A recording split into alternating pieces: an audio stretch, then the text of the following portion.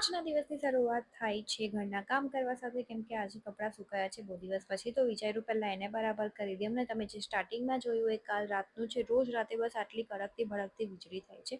અને પછી મેં ફ્રેશ અપ થઈને મેં રીલ્સ બનાવવાનું ચાલુ કર્યું. આ છે લિપ સ્ક્રબ, જે બીટરૂટમાં સુગર, હની અને કોકોનટ ઓઇલ નાખીને મિક્સ કરીને અપ્લાય કરવાનું છે.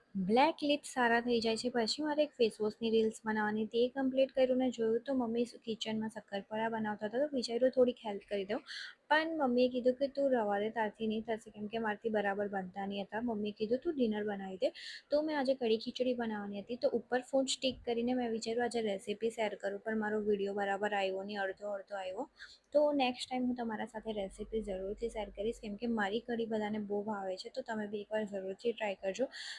અને કઢી વઘારવા માટે મેં 1 ચમચી ઘી, લવંગ, રાઈ, જીરું, મેથી બધું નાખીને કઢી લીમડાથી વઘાર કરી નાખ્યો.